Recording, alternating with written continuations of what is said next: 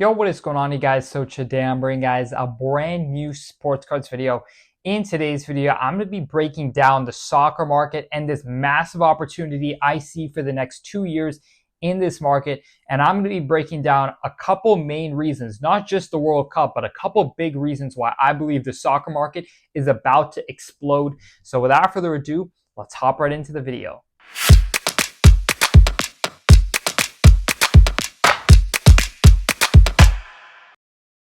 All right, guys, so obviously I'm sure everyone who clicked on this video is well aware that the World Cup will be coming back next year in 2026. Not only will the World Cup be coming back, but it will be in the United States of America.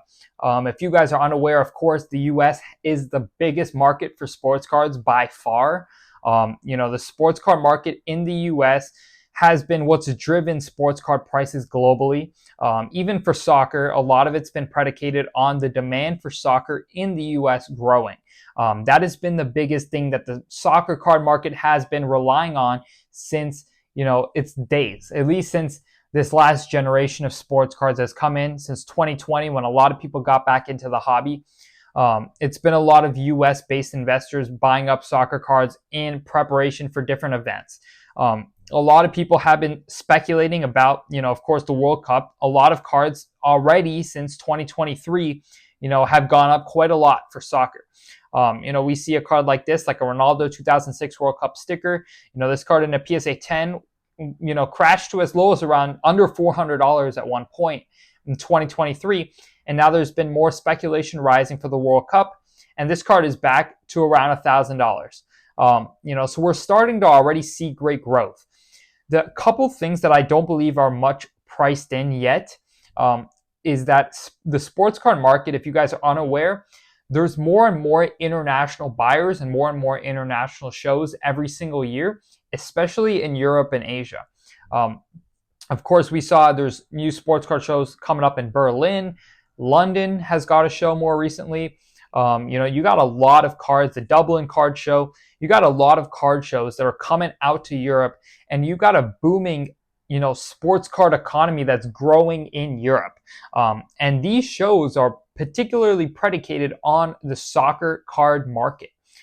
Most of the cards, if you guys have been to any of these shows, you're going to see 80 to 90% of the tables are going to be soccer cards. So I personally believe that will be a market that's going to continue to grow, over the next 4 to 5 years, at least, probably longer, with Fanatics in place, with them being able to reach out to that Europe audience that maybe wouldn't hear about or learn about sports cards before. Fanatics is such a global company that sells jerseys to these people that, is such in the spotlight that I think the word is getting across to Europe. And I believe Fanatics is already trying to plan some sports card shows internationally that I can't really talk about, but that could be an interesting play.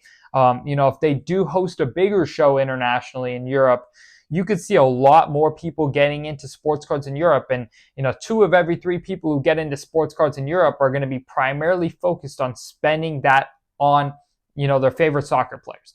The other thing I really like about, players like this is it's very country focused. So a lot of these players are going to have countries who are getting into sports cards. Like if France becomes a sports card hub in the next 10 years, Mbappe is going to be their main guy they're going to be buying up.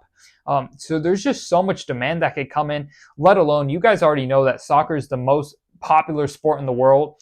Like if you compare these guys' audiences on Instagram to, or on social media, compare them to basketball, football players, baseball players, it is, multiples on multiples on multiples, higher than, even guys like LeBron who are incredibly famous. Guys like Ronaldo and Messi are going to have a bigger presence overall globally because soccer is a bigger global sport than basketball. So those are a couple factors. Like sports cards are growing internationally, and then of course, every World Cup that comes, you see a massive boom in people watching. But coming to the US, I just think the US is going to become a soccer country for at least a year. During that World Cup year, I believe the US is going to become a soccer country. I just believe there's going to be so much, just opportunities in general, not only with, Team US stars, but just with global stars, with, teams who make a deep run in the World Cup. I believe even in the US, people who are living here, who are from maybe France or who are from maybe any of these countries that are going to be, the better countries, that are going to perform the best during the World Cup, there's going to be a lot of demand that I believe is going to be coming to the soccer card market. And what I really like is that the pop count on most of these cards is fairly lower than basketball, baseball, and football. People, Panini's not really printing as many soccer cards. Most of, these cards are hardly going to be graded. There's going to be a couple of them graded. A lot of important cards that just don't really get graded much. Even when you look at a card like this, one of the most, I would say, it's kind of got that downtown feel, for Prism Soccer. It's probably the most, I guess, US based card that people would be buying up. Still priced super fairly compared to what this would be for a, equivalent basketball player, you could say. It's just the soccer card market maturity is at such a different stage than basketball, baseball, and football.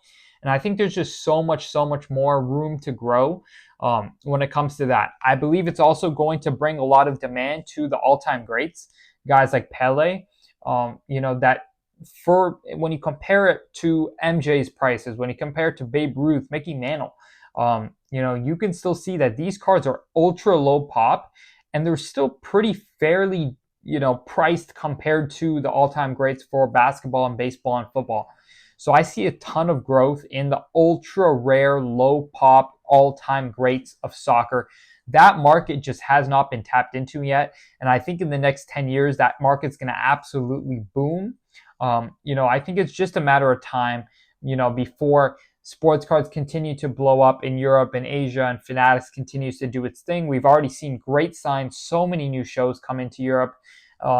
Every single year you see so many new shows popping into Europe. You see that the Europe demand, when I'm selling cards on eBay, even basketball cards, the percentage that I was shipping to Europe / Europe had European buyers or Asian buyers, it's double, tripled over the last couple of years, and I think that trend's going to continue to head that way.